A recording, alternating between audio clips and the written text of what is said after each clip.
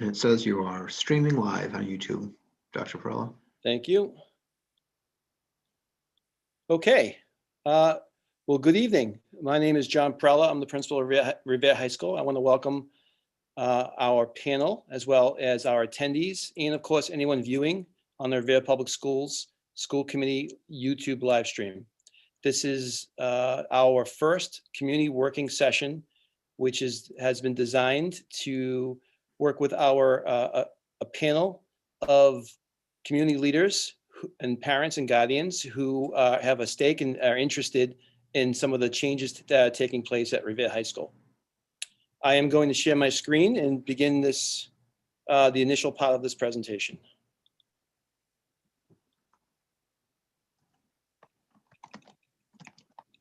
Sorry about that. Okay, so tonight we will be going over a few different things. I would like to say that this session is being live streamed, but it also will be available live on December 15th. It'll be the same exact presentation. I'm sure some of the discussion will be a little different, but just so that we have opportunities for more people to be part of it live. The goal of this session and the Tuesday, the 15th session is to introduce what our planning is for the months of January and February. And that planning is to really create a genuine working session where teachers and educators are working with community members, parents, and guardians. We are running similar sessions with students, and obviously we're working with teachers on a daily basis, wrestling with these same big questions.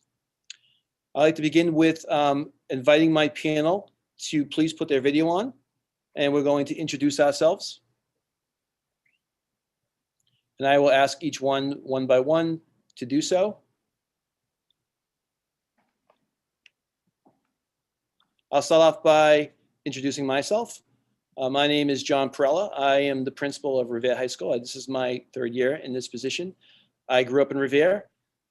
I was a teacher here and a coach. I coached soccer here, as well as taught AP US history.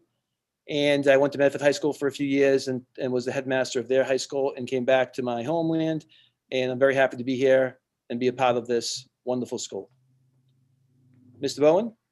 Thank you. My name is Chris Bowen. I am one of the assistant principals at the high school. I work with the Freshman Academy at Revere High School. If I can ask Miss Pauline Perno, excuse me. That's okay, thank you. I'm Pauline Perno, and I have been a Revere resident for 22 years. I have 3 kids in the system, 1 sophomore in the high school and 2 seniors. Thank you. If I can ask Armando Aguela to introduce himself, please.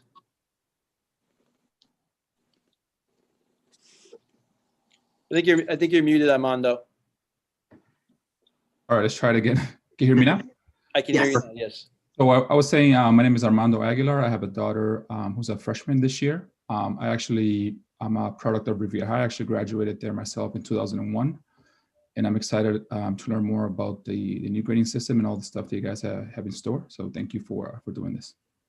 Thank you, Armando. Miss Claudia Sen. Okay, yes. I'm Claudia Sen. I am parent. I have my daughter in the high school and my grandson in a Port Revere.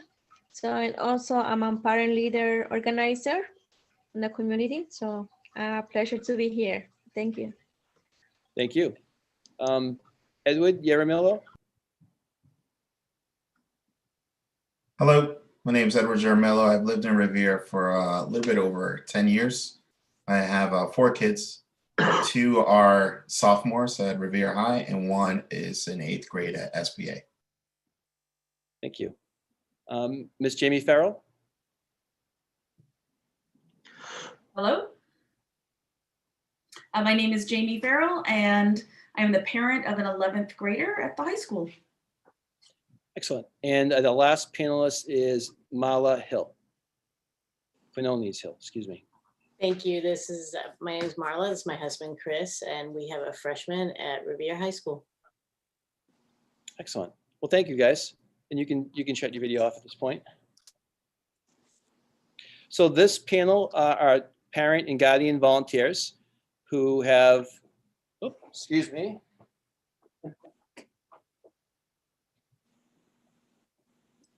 My apologies that my light sensor goes off from time to time and everything gets dark in my office. So I hope that doesn't happen again. Anyways, these parents have all volunteered to be part of this panel, this working panel that will be meeting in January and February, like I said, to really wrestle with some very important questions. Okay, I am going to. Oh. All right, so what's the purpose of this working group? Well, ultimately what we're looking to do, and I'm going to shut my camera off here because you don't need to see me. Ultimately, what we're looking to do is design sessions and feedback cycles to really help us design a Revere High School that meets our community needs and really is positioned to address the challenges that our society has in front of it.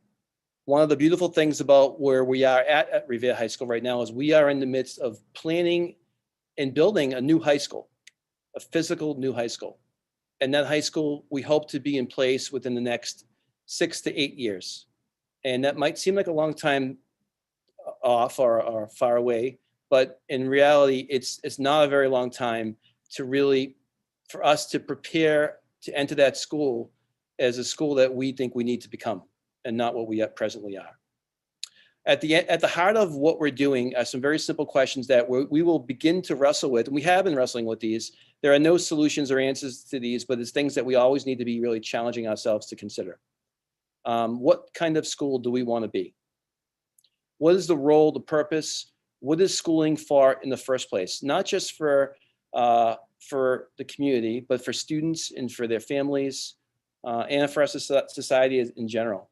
And what is at the heart of teaching and learning? And how do we improve on that to really meet these needs?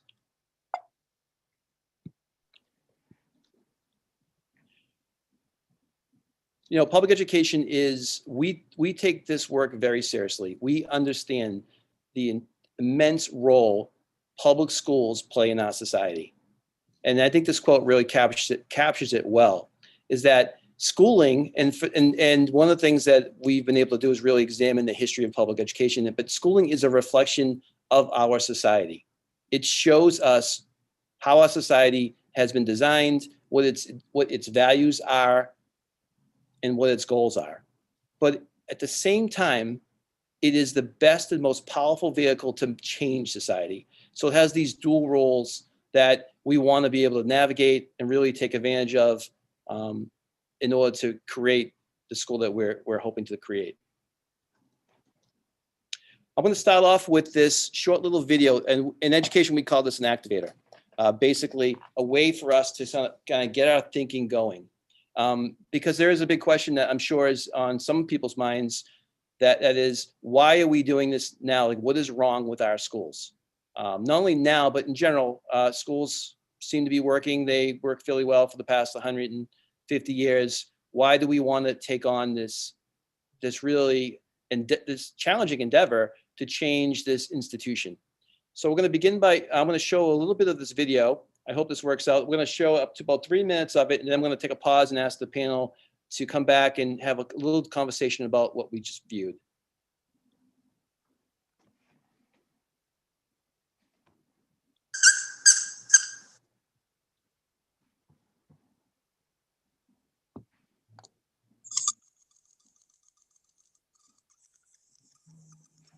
Every country on earth at the moment is reforming public education. There are 2 reasons for it.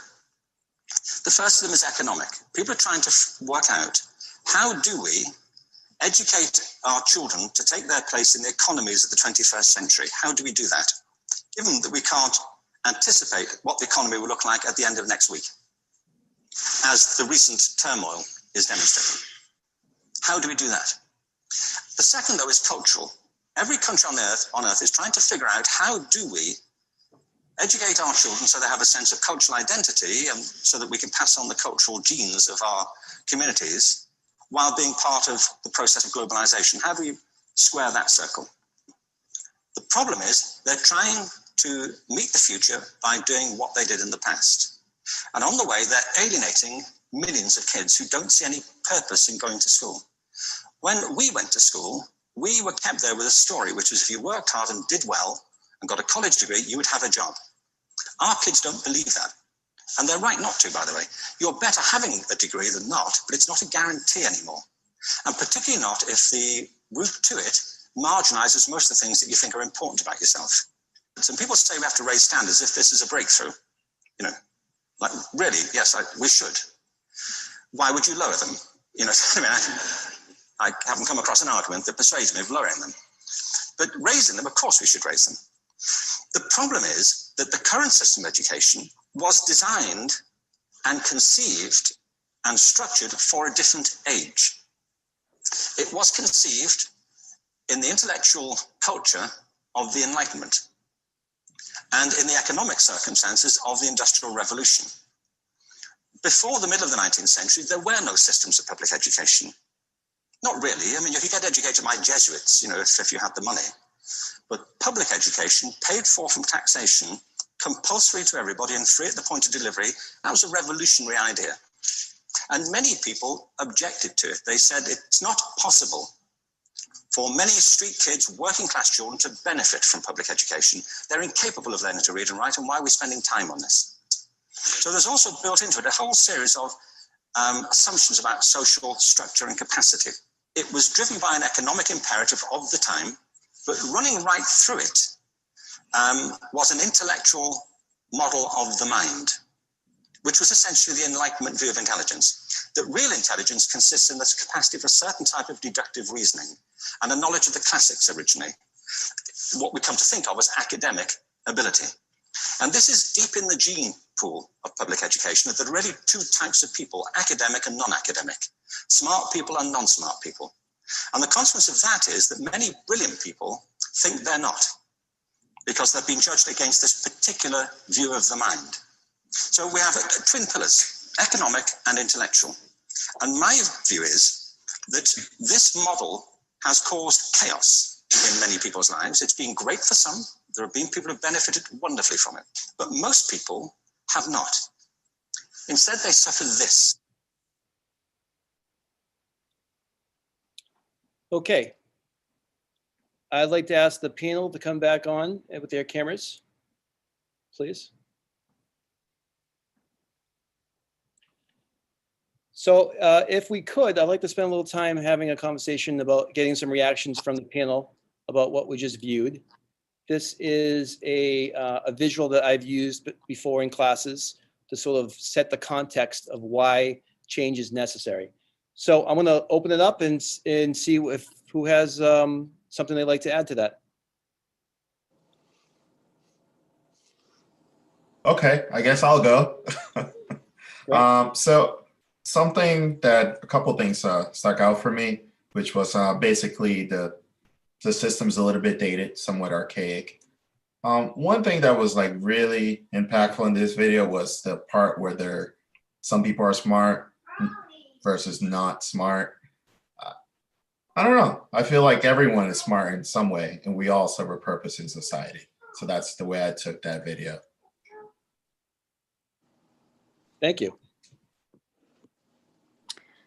Edward, going off that, I think a lot about what are some of the ways that the way school is done normally kind of equates doing school well with being smart, and that the students that often are able to learn how to do school well are not necessarily smarter than other students that don't play that game, but on paper have that sort of that paper trail of being smart, and like having conversations about what do we value as being smart, as learning is important, and are not conversations we have a lot as a society, as schools, as communities. So kind of tagging on to that, that's where my mind goes. I'm sorry. Go ahead. No, go ahead. No. You sure? I was going to say, like, in theory, I think it sounds great, but I think there's a bigger discussion to be had, because, like, even though educators, even though, like, let's say, for example, this community kind of agrees with the whole messaging, I think outside of education, I think employers, colleges, it'll be good to know how they view this theme and whether it actually applies. Because if we're looking at certain things, for example, I don't want to get too much into it. This is what we value learning versus what a potential college or potential employer might look at. So I think this might be a disconnect there, because I think in theory it sounds great, but in like applying this to everyday life, how is that going to be? How is the whole culture going to change versus just one side of it? I think will be interesting to see. Exactly. And I was thinking of that as you were just speaking, because as a parent and as a way back student, I graduated way back in the 70s, a conversation with my high school guidance counselor who said, "You're not smart enough to go to college." And I just kind of looked at her and I didn't know how to react. And so a lot of what was resonating in that video hit very, very close to home for me as an individual, but also raising 3 kids, school soon, and wondering how that transition, like I was told I wasn't smart enough. I know my kids are smart and that's wonderful, but how does that translate to real life and to college, to technical schools, to trade schools, and to future employment for everybody, for every student, whether they are deemed smart or whatever they perceive themselves as well. I mean, do they perceive themselves as smart, or do they see themselves as lagging behind, or is there no thought? The only other thing I had was where they were saying where some kids see no purpose in going to school, and having worked in the school system, I saw a lot of that and tried to always find one aspect of that student to play upon, to promote that they are important, that they do have something to give, and that they do have something to build on. And I think that that's also a core piece of what we're going to be up against, is helping students to identify what their smart is, not just academically. Thank you, Pauline. It also challenges us to think about the value that we place on the current system of evaluation. So if you are only going for your GPA, for example, you might feel like you have to decide who you are well before you really have any sense of who you are. So you're either a science kid or you're a liberal arts kid, and that can then rule out things that you might be interested in. You might not look at art because that doesn't fit the trajectory you think you need to have to get the good grades now, to get into the college that you want, to get this job, and you're 15 years old. So it's not just that we're making a whole group of kids feel like they're stupid, but that piece at the end, right at the end where they talked about the economics of it, it's good to pursue this, but art, you're not gonna, why would you do that? That's just not smart. So there's a lot to look at. It is outdated. Yeah, the video clip feels like kind of a setup. I'm kind of hungry to see what it is that it's leading us to, because it seems that this sets up the history, but what is success? It seems that it doesn't say. It does suggest like perhaps it's a job and it's this kind of job or that kind of job, but are there, what are other measures of success that we can have? Excellent. Well, there is a second part I am going to show you, and that we can come back and sort of react to that as well. There's an extension to this that I want to continue to show you. So I appreciate those initial comments. At this time, if you can shut your videos back off, and I will share my screen and show that last section.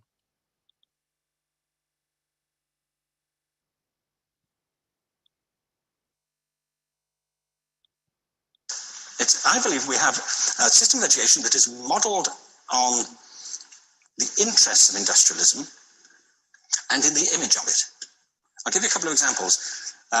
Schools are still pretty much organized on factory lines, ringing bells, separate facilities, specialized into separate subjects. We still educate children by batches. We put them through the system by age group. Why do we do that? why is there this assumption that the most important thing kids have in common is how old they are? It's like the most important thing about them is their date of manufacture. You know what I mean? Well, I know kids who are much better than other kids at the same age in different disciplines, or at different times of the day, or better in smaller groups than in large groups, or sometimes they want to be on their own. If you're interested in the model of learning, you don't start from this production line mentality. It's essentially about conformity, and increasingly it's about that as you look at the growth of standardized testing and standardized curricula. And it's about standardization. I believe we've got to go in the exact opposite direction. That's what I mean about changing the paradigm. There was a great study done recently of divergent thinking, published a couple of years ago. Divergent thinking isn't the same thing as creativity. I define creativity as the process of having original ideas that have value. Divergent thinking isn't a synonym, but it's an essential capacity for creativity. It's the ability to see lots of possible answers to a question, lots of possible ways of interpreting a question, to think what Edward de Bowen would probably call laterally, to think not just in linear or convergent ways, to see multiple answers, not one. So, there are tests for this. One kind of cod example would be people might be asked to say, how many uses can you think of for a paperclip? One of those routine questions. Most people might come up with 10 or 15. People who are good at this might come up with 200. And they do that by saying, well, could the paperclip be 200 foot tall and be made out of foam rubber? Does it have to be a paperclip as we know it, Jim? Now, they tested this, and they gave them to 1,500 people in a book called Breakpoint and Beyond. And on the protocol of the test, if you scored above a certain level, you'd be considered to be a genius at divergent thinking. Okay? So my question to you is, what percentage of the people tested, of the 1,500, scored at genius level for divergent thinking? Now, you need to know one more thing about them. These were kindergarten children. So what do you think? What percentage at genius level? 80. 80, okay. 98%. Now, the thing about this was it was a longitudinal study. So they retested the same children 5 years later, ages of 8 to 10. What do you think? 50? They retested them again 5 years later, ages 13 to 15. You can see a trend here, can't you? Now, this tells an interesting story, because you could have imagined it going the other way, couldn't you? You start off not being very good, but you get better as you get older. But this shows two things. One is we all have this capacity, and two, it mostly deteriorates. Now, a lot of things have happened to these kids as they've grown up, a lot. But one of the most important things that happened to them, I'm convinced, is that by now they've become educated. They've spent 10 years at school being told there's one answer, it's at the back. And don't look. And don't copy, because that's cheating. Outside schools, that's called collaboration, but inside schools. Now, this isn't because teachers want it this way, it's just because it happens that way. It's because it's in the gene pool of education. We have to think differently about human capacity.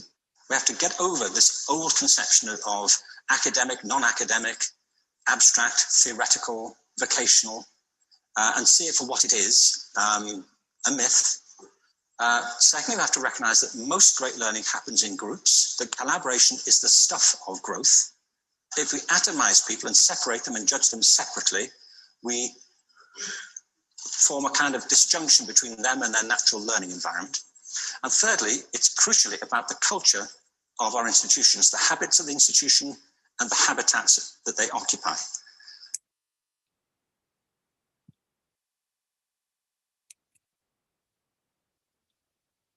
Okay, so panel, please return. Thank you. We're going to spend a few more minutes talking about this. I would like to say one thing about this video piece. It's really missing an incredibly important component to our discussion on education. Does anybody want to take a guess what that might be? Or a concern about the traditional structures of school and one of the bigger issues with that traditional structure? Funding? Well, there's a lot. I'm really putting you guys out there. Like there's a lot of answers to this, but I'll just say it. Race is one thing that's not presented in this discussion. And this video was made about 10, 15 years ago. Believe it or not, we've known public schools are in need of change for quite a long time. Changing it is really the challenge. And one of the things that this unfortunate pandemic has allowed us to do is to take leaps and jumps and really having conversations about this change. So I'd like to go back to this last part of the video and really throw it out there for you guys to react to or make any comments to.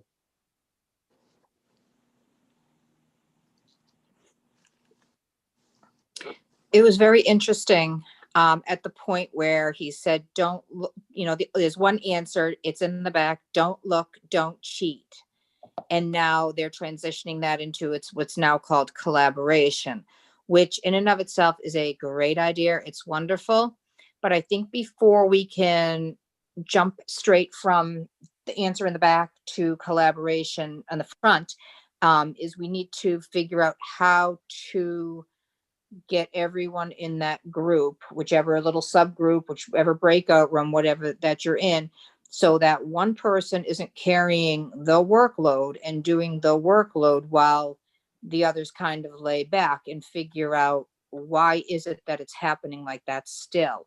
Of course, there's a host of reasons, numerous reasons, but I think before we can see that smooth transition, and it's a wonderful way to get kids engaged and to have kids, brainstorm together. But if you have one that's doing the work and the other ones that are kind of, in the words of some of my kids, leaving the system as, there's one person involved, that becomes a problem. So I think we need to really take a closer look at why there is that disconnect. And is it, as not addressed in this film, is it race, or are there a whole host of other reasons? And certainly, we can talk about the technology and the gaps in that, because I'm sitting here with my fingers crossed, hoping that my internet continues to work. So I do appreciate that on all levels. And I know that there are some kids that like to talk. There are some kids that don't choose to talk, but I think that it's important so that they see an outcome that they're going to say, wait a minute, I was part of that. I like how this is going. And so see something at the end result.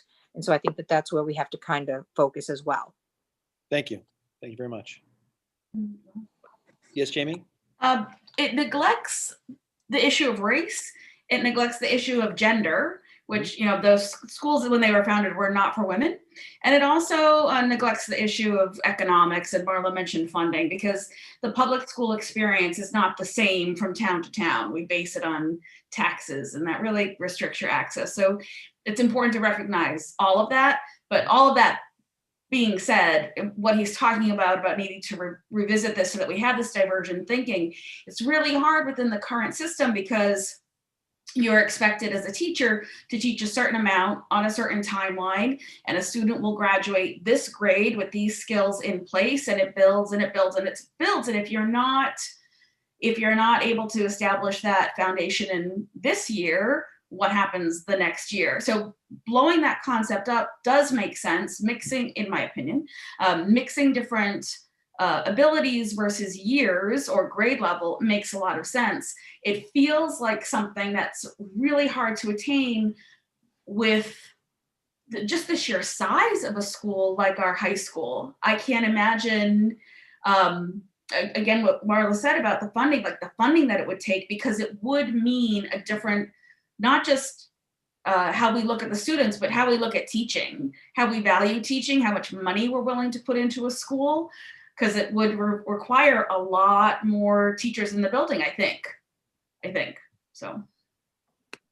Yeah, so Jamie, so the part about how it will be done, I think this is the perfect time to try all those things, because we could just leverage technology, in my opinion, to get kids from different grades to collaborate.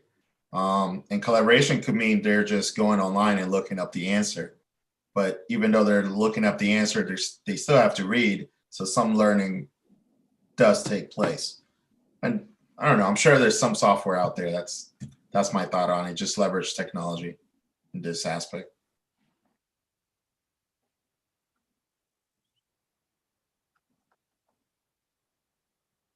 So the purpose of this video, by the way, is just to kind of get us thinking in terms of, trying to understand the limitations of public schools. And I'm hoping that some of you could connect with some of these feelings and experiences as well. I know I have. And we know that public education is a major institution in our society that is dated back to the 19th century, and it hasn't really changed much. So as we engage in our future conversations about specific things at the high school, Revere High School, this hopefully will give us a little background knowledge, or at least a little spark, in the sense that it is time to think about school differently. We can't continue to do what we do. And when we do that, we have lots of kids that are not successful at high school. You know, there are some kids that do very well and go to great colleges, but there are a lot of kids who don't.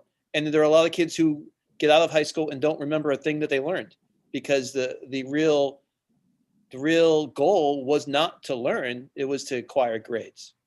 So I'm going to, sorry about that. Perfect timing, John. Sorry, I'm back. If anybody would like to make one last comment before we shift into some of the heart of our the rest of our conversation tonight. Any other comments? I'm sorry. Yes. Did I cut somebody off? Nope. No. Okay.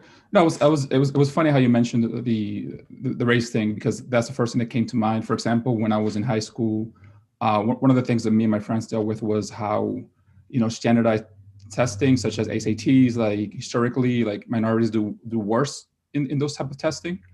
Studies have shown that. But to us, it was what it was. That's what schools looked like. So we just tried to do our best, but we knew we were kind of at a disadvantage. And I think a lot of us grow up in mind teaching our kids that, hey, you have to test well. That's kind of what we kind of been reinforcing a little bit. So I think it'll be great if we can get that, if we can get away from that. But like to my prior point, what I'm thinking is, like, are colleges ready to get beyond that? Like maybe you guys are more in tune with the whole education. So maybe colleges are looking at different things now, and maybe not just so much the testing. I know before it was very important. So I would like to know more if maybe that's not as big a factor as it was in the past, or what you guys think about that point. Yeah, that's a great point. And one of the things I know was brought up earlier too, I think Pauline brought it up, is that our responsibility to the community is to ensure that our students get into good colleges and are able to find success. So this can't be done in a vacuum in some idealistic world where we say, well, this is the way it should be, and we don't care about society.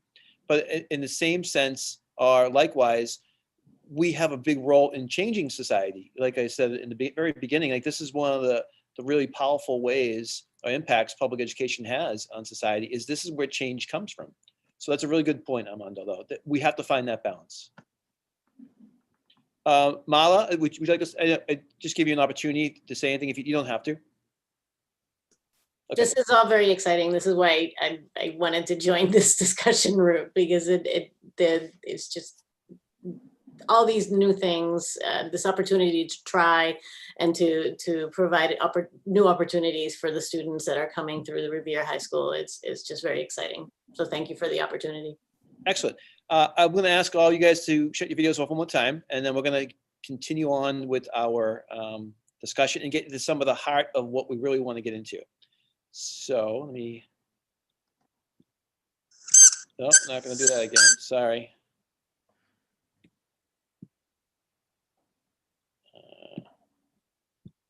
Okay, so at this time, I'm going to ask Mr. Bowen to sort of take the lead in our conversation.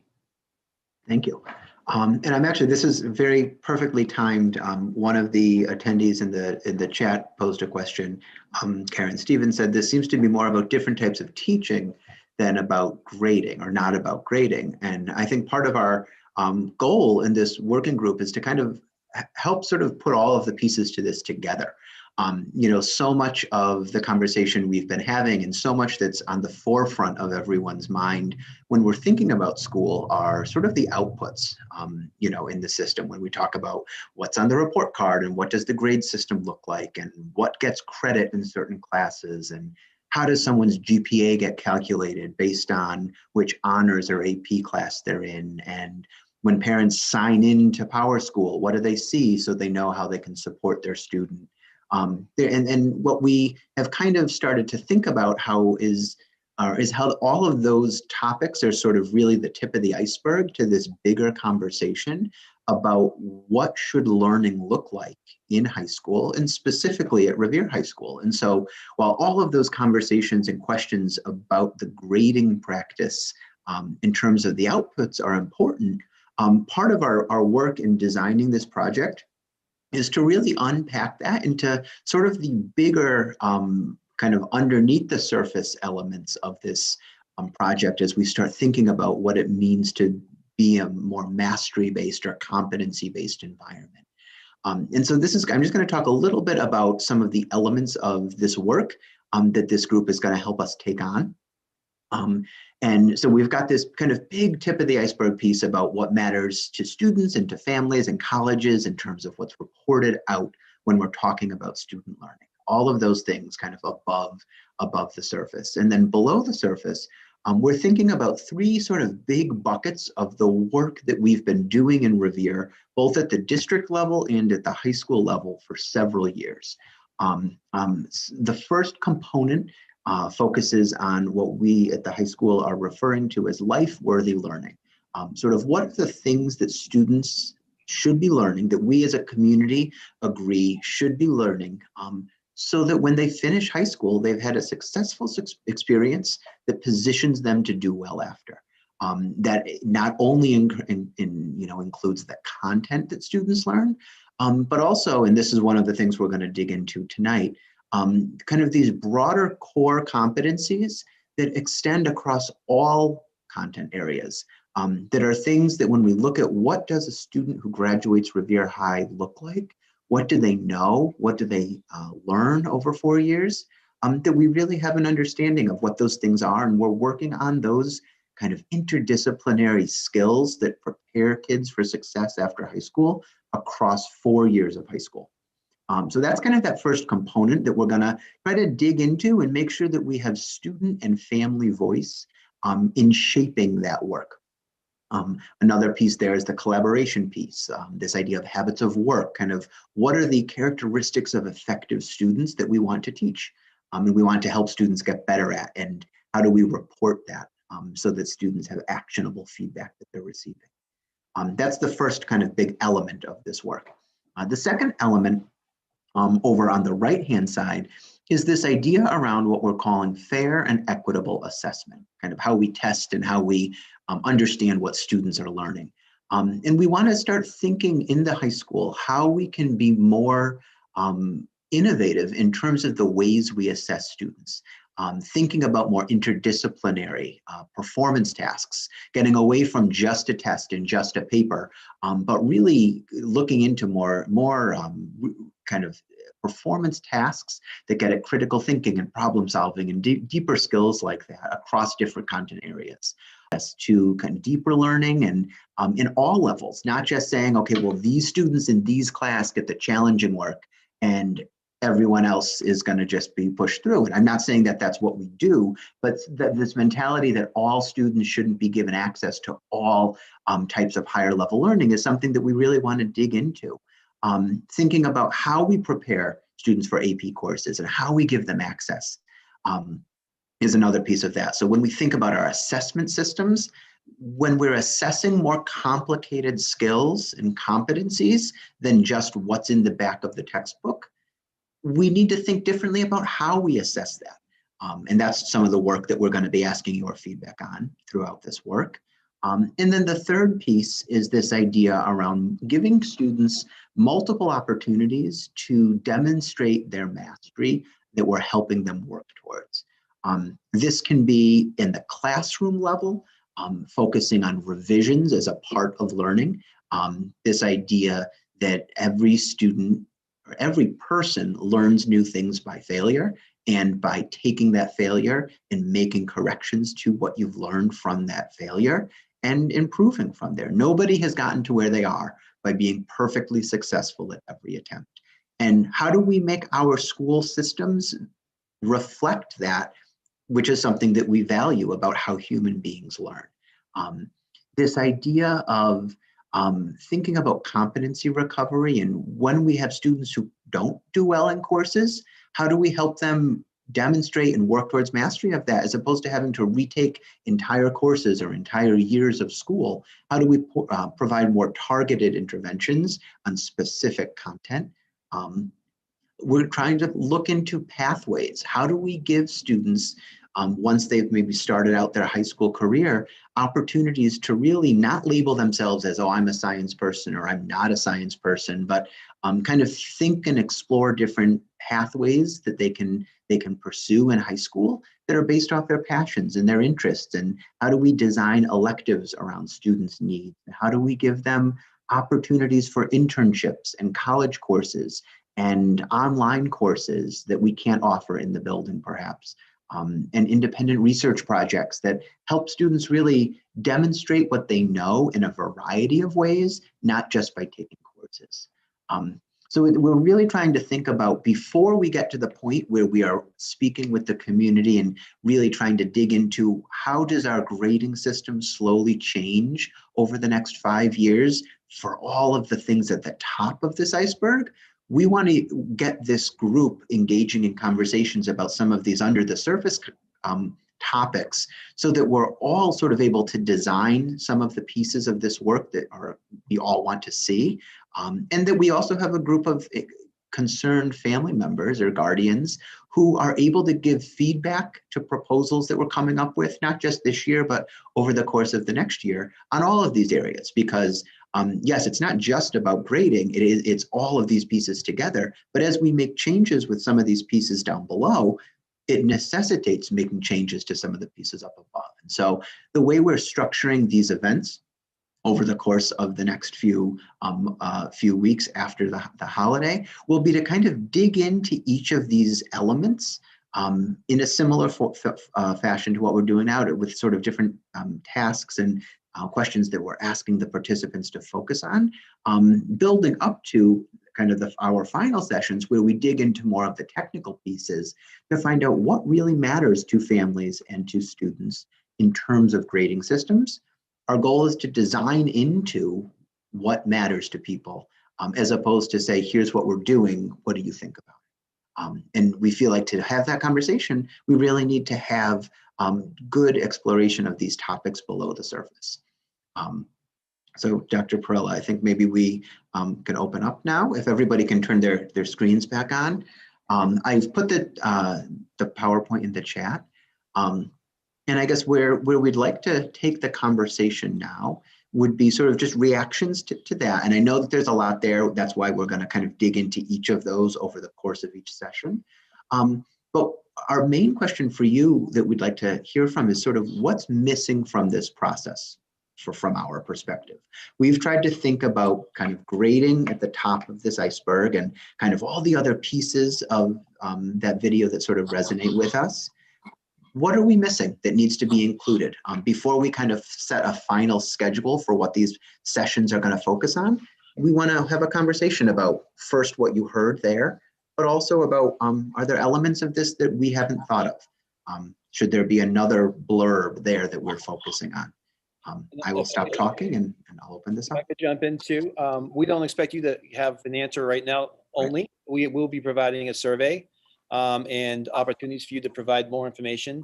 And we have shared this presentation with you to take a closer look at and think about. Some of these things need some time to really consider. I want to apologize and welcome Ms. Stevens to the panel. She was in the attendance and I failed to bring you up to the panel. My apologies. And then one thing before we open this up, and we have about 15 minutes left, and we want to go over the schedule for the upcoming events. But if you think back to the original video where the presenter spoke to the fact that the current system of education was designed and conceived and structured for a different age in the model of industrialization. So what we're asking, what we're trying to do is a massive paradigm shift, really change the way that we operate. And one of the best examples is the topic of revisions. The idea that when we went to school, I'm sure that you guys are in this boat, we didn't have the opportunity to demonstrate multiple times that we can understand something without being punished. literally punished by grades or by other ways. And that was sort of a reflection on our intelligence level when we know that people learn at different speeds and that everything that's worth learning in life, beginning with walking and talking, begins with practice and take time. And is when you get it is what's important, not the number of times it took you to get it. It's not a speed race. There are students that will get it quicker, and that's great, and they can move forward quicker. But we also want to make sure that we provide opportunities for all students, regardless of their speed. So I want to give it some time to the panel for any reaction on that last discussion about the iceberg. I just have a quick question. So to me, the feeling that my gut feeling was when I first heard about this is the mastery is kind of subjective. So let's say if two teachers are teaching the same subject, just as an example, would mastery be defined to one teacher as something different than to another teacher? In other words, because the old-fashioned way, you take a test, you get a 90, another one gets a 95, and you kind of base it off on that, right? So you got this many wrong, and this is, and I know that's not what you're going for, but how do we take out, how do we know what mastery is for a given teacher, a given subject? Because that's kind of the hard part that I'm trying to think about is how, what can I tell my kid, hey, focus on this, focus on that, or just, in order to get that good grade. So that's kind of my. Absolutely. I think that the educator jargon answer for that is rubrics, that we have teams of teachers that teach the same thing, talk about in this course, what are the essential concepts? What does it look like to be proficient in those that we all agree on is proficiency? What does it mean to exceed proficiency in that topic? And we do that, and that's kind of part of this idea of having clear learning expectations. We want to get to a point where a question like that, when you're saying, how do I help Ariana talk about, whether what she needs to work on, that's a clear answer that everyone knows, because they know in freshman biology, this is the key things that we're learning quarter one. This is what it means to be proficient in those things. And if you want to exceed proficiency, it looks like this. And I think the idea is to pull away that subjectivity. That's not to say every teacher needs to give the same test or assign the same project. There's multiple ways we can have students show mastery, but we want to get to a point where that proficiency understanding is there. And so I think your question strikes at the heart of the matter to say that assessment should be fair and equitable, and those expectations for learning should be clear. And that's where we're headed. And that's one of the topics of a future session. Right, to dive into that fully. Entirely on that. So we're introducing those session topics right now. Thank you. I liked what Armando said about the subjectivity of mastering skills. And, you said that each teacher would have the ability to, they collaborate, they come up with a set of what their expectations are, meets, exceeds. But what happens when, say, student A that's in Miss M's class learns best by writing versus student B who's in Mr. X's class, and student B learns differently. But what happens if the individual flair from each teacher doesn't meet that student? So you may have a student continually trying over and over and over again to master something that they may, if evaluated by another teacher, they may have already mastered it. And so I can see where it might be something that we really need to look at as being, you say fair and equitable, but then we evaluate what is fair and equitable. That was something that I definitely see as an issue. But I also, on a larger level, just really quickly, I think we also have to look at the strategies for the multiple tries to show the mastery. And I applaud, because I did have some concerns about that, is, how many times can kids try to get to where they need to be so that they get it, they're able to express it, they're able to really digest it, for lack of a better word. But we also need to be realistic that in today's world, and for many years it's been, it's very competitive, very challenging. We want to have get the kids on the, the highest track possible, blah, blah, blah, blah, blah. And now we're shifting back to, well, let's give them over and over and over again. So I think we need to find a way to blend those two things so that it's acceptable and it's applauded on a larger scale and on a larger level. So I think that that's really something that we need to look at as well. Thank you. I am taking notes of all of these things, by the way, just so that when we are planning our sessions in the future that addresses these specifically, we are able to make sure we're getting back to these. So when I look at the PowerPoint presentation, there's just one thing that keeps coming to mind, which is budget. This is all going to require a budget. I know it's not happening right away, this implementation, but everything in here requires money is needed to implement all this. Also, community buy-in, so the adoption of the new way of doing this, new grading system, new teaching system, everybody in the community will need to adopt. So I see that as, I like it, but I see it as potential challenges to deploy this. Yeah, this is not an easy, we don't expect this to happen next year, not in 2 years. In fact, in conversation with the superintendent, we're talking about 10 to 15 years really to kind of see this through. And that's what it will take to change an institution that's taken over 125 years to really set in stone, right? This is not going to be something, this will be beyond my tenure as a principal. I'll be retired hopefully before this. I mean, No. So I guess my point is what we're engaging in is beyond us in lots of ways, but that's what makes it so exciting and critical. So with that sentiment, John, why not 1 year? Like, what is preventing the Revere community from pushing forward? Well, one of the things about a public education system is that it is a reflection of the community, and it also needs to be reflective of their needs and their goals and their expectations. And something like this is highly political in many aspects, and it requires really navigating change, and change is extremely challenging for society and for people and for institutions. So I would love to be able just to change and to make pull a string or turn a switch, but there are also components of it that we need the time. It's going to take time for us to sort through this and to really better understand what the ramifications are and the implications. This is not something that's ever happened before. So it's a great question, Edward. I would love to do that. I don't think we have the capacity to. And I think if we're going to do it right, we need to be very patient. And if you did have the buy-in from the community leaders, who would it be? It would be parents and students that would then provide us with the support to go to the superintendent and the school committee and say, we want to make these significant changes.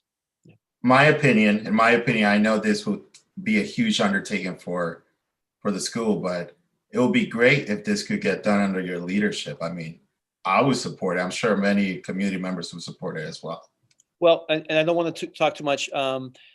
We are hoping that when we get into this new high school, I intend on being there for that we will be a different school, and it will reflect in our teaching and learning. I think one of the nice parts of the physical designing of a new high school is thinking about the programmatic design that we want to do first before we talk about what does the building need to look like. And I think that the new building presents the opportunity to think about the programming, both in terms of the support programming, but also in terms of the academic programming that we want to see. And so I think that there is a nice finite deadline upon us in terms of like programmatic design for this new building that is going to be building design that pushes the needle a little bit, has some financial supports that come along with that as well. So I think that the new high school on the horizon pushes this work at least into that window of 5 to 7 years. We have about 4 minutes left, and I want to make sure that we share with you the schedule. Yes, Jamie, I'm sorry. Jamie. I'm just wondering though, we're already seeing changes in the grading system at the high school level. Yes. So we've eliminated some of the tracking, and you have this option for honors credit. That's having a real impact right now. And I'm curious about so you're looking for gaps in the presentation, like what does it mean? This is a bridge year to what? As a junior, how do you, there's a feeling of uncertainty. I think the teachers that my son has are doing an amazing job given the circumstances that we have teaching fully remote. I'm very impressed, and it's not a comment on any of the work that they're doing, but it seemed to me in conversations with people that it was really unclear, even to the teachers, what it would mean to eliminate the tracking and to be teaching kids who were working at different levels in one classroom. So I feel like we're having a theoretical discussion, but there are things happening today. And I'd like to know, that's where my questioning is. Sure. What does it mean for right now? What does it mean for next year? I will answer that quick, and then Karen, you can speak as well and ask. Part of the changes that were implemented have been ongoing for over 10 years. The competency-based learning or mastery-based learning is something that the district has been investing in for over 10 years and been working toward. So that isn't something that we just sort of threw together. As far as detracking and some of the other changes that took place, some of it was really based on the need in a shift to virtual teaching and learning, knowing that the traditional systems we had in place would not be effective for all students in a virtual setting. And we knew that. So there was decision-making that sort of took place in an emergency type setting, consider it like an emergency room, where there had to be some decisions made. And those decisions were made at the top of the district. What we're doing now is using this opportunity to further solidify and then steer where we want to go in the upcoming years. You're right. For a student in the midst of this, and teachers and parents, it's challenging because it is something we're building on, something that won't come to fruition for some time. However, we think it is also extremely valuable to be part of that experience. Karen? I kind of want to echo the same thoughts as you and Jamie. However, I have a little bit of a different spin on it. And John, you and I have talked about this. My daughter, she's very concrete in her thinking. Grades mean a lot to her, whether it's an A, B, she's very consistent with this. And being in the midst of this has thrown her off kilter. It's not that I'm opposed to a new way of thinking and going about it, but I also want to make sure that it also meets the criteria for those students that do value those grades. So I just wanted to put that out there. I thank you for that. And we value the learning that's taking place too. So what we're going to do at this time, it is almost 7, and I want to respect your time. We're going to go through just the schedule quickly, and then Mr. Bowen's going to talk about how you can submit further feedback. We're going to have another session similar to this one on the 16th, just to sort of orientate and to introduce what we're going to do. And then the sessions again in January and February will be different. There will be working sessions. We want to make sure that's clear. So Mr. Bowen, I'm going to just share the. Sure. Find the sharing. All right. I can't find. Do you have? You able to share your screen? I will attempt to. Let's see. Oh, I got it. I'm sorry. My apologies. You got it, John? Okay. Okay. Here you go. Awesome. So starting after vacation, the first Wednesday when we get back from break at 6 p.m. And then following every other Wednesday after that, with the exception of the last one, the 24th of February, because that's the week after vacation. We aren't going to meet over vacation. I will send all these out in an email, and John will as well. But the idea is that each of these sessions, we will dig into some of, John, if you go back for 1 second, we will dig into those kind of these bigger topics over the course of those 4 sessions. And so we'll have sort of different, our structure will be different topics and different groups and sort of different action items that we're asking panelists to dig into. There will be some things we might ask them to do before the session, and I'm going to speak about that one first in a moment. But that will be our general structure. So I'm going to send an email to the panelists after this, and I'm dropping a document in the chat right now that is what is called our RHS, our Revere High School core competencies. And this is a draft of a document that is sort of our school's first stab at taking some of the comments essentially from that video that we watched and kind of putting into writing what are the things that high school students should be successful at that span all disciplines, and that by the end of their experience in high school, they've worked towards mastery of, that are not content specific, but that are these bigger, universal, transferable skills. And we've broken them there into four. We look at them right now in four categories. The first one has to do with effective communication. The second with problem solving and critical thinking, civic and social responsibility, and this idea of habits of work. And so the ask of our panelists and our working group, both this week and next week, will be that before our first meeting, that we've asked you to read through this document, given all of the thoughts that you've had, and give us feedback on kind of anything you like about this, but more importantly, aspects of this work that are that's missing, that we should be kind of looking at when we think broadly about the high school experience that our students have. I will send all of this in writing in an email with kind of specific asks for you with a deadline, so that the goal is we'll have pulled this feedback back from this group before our first session, so that we're able to kind of dig into some of the themes that come out of that work and start prioritizing that work at that session. So I'll send that in an email to the panelists, and I'll take any questions anyone has. And we also will be providing a survey to the panelists too. That's part of that email, I believe, right?